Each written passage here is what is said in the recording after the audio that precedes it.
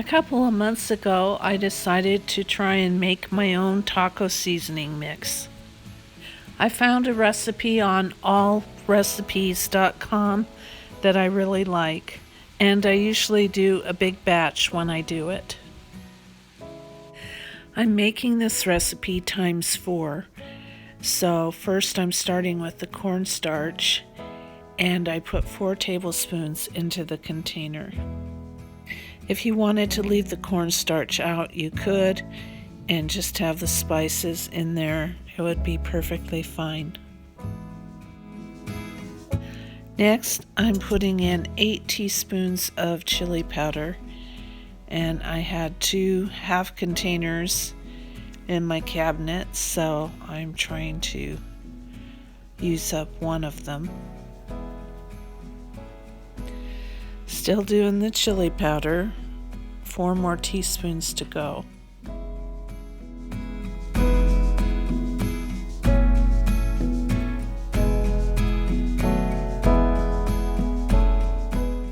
Four teaspoons of salt. And here's where doing your own seasoning is really great, because you can leave the salt out if you don't want it in. I just sprinkled a little bit of cayenne in here because we don't like a lot of heat, but if you wanted to do as the recipe is calling for, you would put 1 teaspoon of cayenne. Next, I'm putting in 4 teaspoons of paprika, 4 teaspoons of white sugar, and here again, if you're watching your sugar, just leave it out.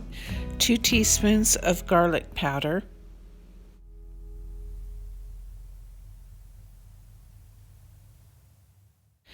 2 teaspoons of onion powder,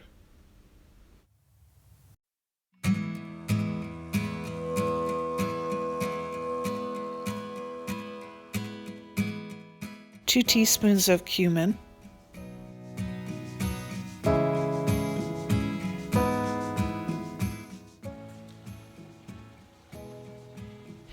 and then this recipe didn't call for oregano, but some of them do, so I just shook a little bit of oregano leaves into the container.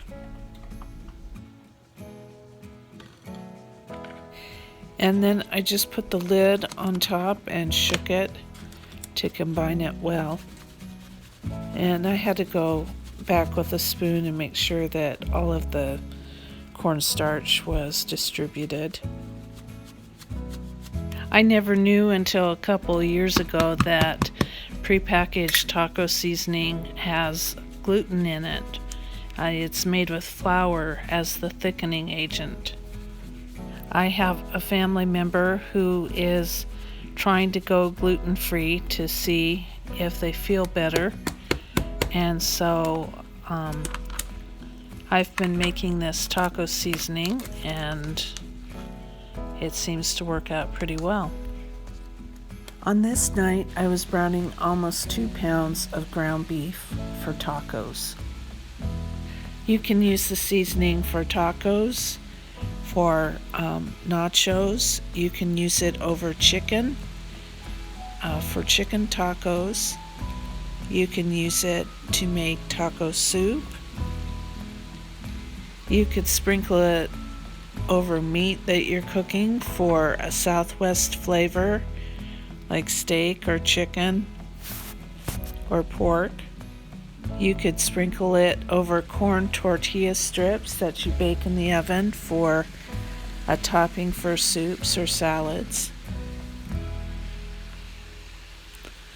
So I sprinkled about 5 teaspoons. They were large teaspoons of the seasoning over top of the ground beef, and then roughly about a cup of water. But I didn't measure anything exactly, as you saw. I was just doing it until I thought it looked right. And I should have drained the grease and rinsed the hamburger before I put the seasoning on, but I didn't. It was pretty lean ground beef, but there was some grease. If you want it totally without grease, then I would drain it and then rinse it off with hot water before putting the seasoning on it. So if you store this in an airtight container, you can store it for a couple of months and bring it out when you make tacos or taco soup, and it will be great. So I'm just building a taco here. I like onions and tomatoes and lettuce on mine with some olives and avocado. I used ranch dressing on mine instead of sour cream and some salsa. And I didn't put cheese on mine, but you certainly could put cheese on yours. This was a delicious meal, and the seasoning is perfect if you've got somebody in your life that's gluten-free and you can't use the packets to make tacos. The recipe for a single serving and then also for the ×4 batch will be in the description box. Thanks for watching. Goodbye.